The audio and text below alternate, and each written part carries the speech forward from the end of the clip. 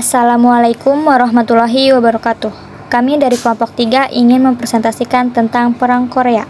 Nah, sebelum masuk ke materi, saya akan memperkenalkan rekan-rekan saya dulu. Yang pertama, Dita Lesmana, yang kedua, Muhammad Anuraga Soerman, yang ketiga, saya Rara Diah Pitaloka. Nah, ini dia latar belakang Perang Korea. Perang Korea pada tahun 1950 sampai 1953 didasarkan pada faktor adanya perbedaan ideologi antara komunis bagi Korea Utara dan kapitalis bagi Korea Selatan, sehingga terjadi pemisahan wilayah yang dibatasi oleh garis paralel ke 38 derajat lintas utara. Uni Soviet menduduki Korea Utara, sementara Amerika Serikat menduduki bagian selatan. Dan setelah Korea dipisahkan, dua negara superpower itu saling menanamkan pengaruh mereka di daratan Korea. Dengan semakin intensifnya perang dunia antara Soviet dan Amerika Serikat, garis pemisah Korea Utara dan Selatan menjadi tirai besi baru yang memisahkan orang Korea satu dengan lainnya. Meskipun dipisahkan, kedua bagian wilayah itu menjadi ajang untuk kekuatan Uni Soviet dan Amerika Serikat.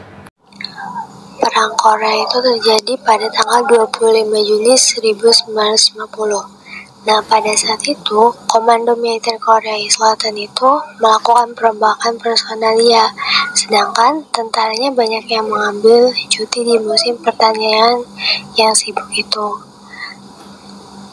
Korea Utara yang melihat pasukan Korea Selatan yang sedang lengah akhirnya melakukan penyusupan dengan melintasi garis perbatasan 38 derajat LU, pastinya juga dengan rencana yang sangat-sangat matang.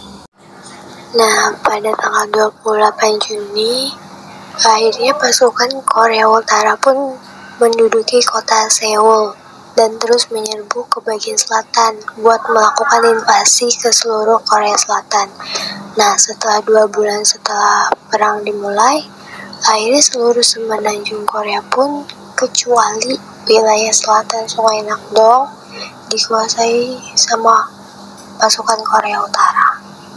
Dengan adanya partisipasi PBB, pada 26 Juni, Dewan Keamanan PBB mengadakan pertemuan darurat dan mengeluarkan resolusi yang menyerukan penghentian segera permusuhan dan penarikan mundur pasukan Korea Utara dari garis batas 38 derajat lintang utara. Namun, Korea Utara tidak menghentikan invasinya ke selatan, sehingga PBB pada 28 Juni memutuskan langkah militer untuk menjaga dan memulihkan perdamaian. Pada tanggal 7 Juli, Komando PBB UNC diluncurkan dan Jenderal Douglas MacArthur diangkat sebagai Panglima tertinggi pasukan sekutu PBB. Pada 15 September, PBB dan Korea Selatan pun melakukan serangan balik ke Korea Utara di garis pertahanan Sungai Nakdong. Nah, setelah serangan balik tersebut berjalan dengan lancar, akhirnya keadaan pun jadi berbalik. Dan pada tanggal 28 September, akhirnya sekutu berhasil merebut kembali kota Seoul. Lalu, di tanggal 19 Oktober, pasukan PBB pun melintasi perbatasan dan masuk ke Korea Utara sampai hingga menguasai kota Pyongyang. Dan ternyata Korea Utara mendapat bantuan dari Cina dengan jumlah yang lumayan banyak, dan akhirnya pada tanggal 25 Oktober pun terjadilah serangan kembali. Serangannya itu dengan taktik gelombang, manusia yang memang belum pernah terjadi gitu sebelumnya. Dan akhirnya serangan tersebut pun mengubah kembali situasi pertempuran. Dan pada tanggal 4 Januari 1951, pasukan sekutu pun meninggalkan kota Seoul dan mundur buat melakukan pertahanan yang lebih strategis lagi. Dan kemudian pasukan PBB pun bergerak lagi ke utara buat nangkis serangan tentara Cina. Nah, setelah garis depan medan perang terbentuk, Akhirnya beberapa pertempuran yang melelahkan pun terus-terus saja terjadi. Akhir perang.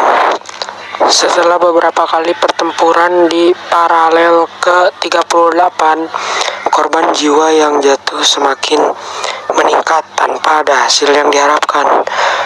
Para pejabat Amerika dengan cemas kemudian menyusun semacam gencatan senjata dengan Korea Utara. Perundingan gencatan senjata perang Korea ini berlangsung selama 2 tahun hingga 27 Juli 1953.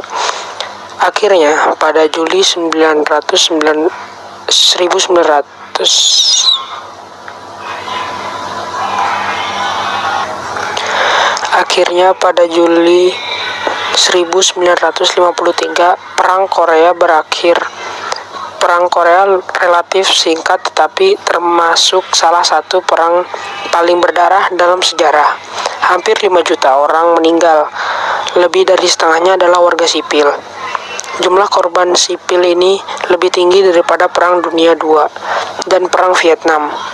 Hampir 40.000 orang Amerika tewas dalam aksi di Korea dan lebih dari 100.000 terluka. Makna peristiwa itu memberikan pelajaran mahal bagi kita. Apalagi perang saudara merupakan sebuah jalan yang terlalu mahal untuk ditempuh dimanapun, kapanpun, dan siapapun pelaku dan pemenangnya. Sebagai bangsa yang terdiri atas beragam suku, bahasa, budaya, agama, termasuk kepentingan politik, sudah semestinya kita bersyukur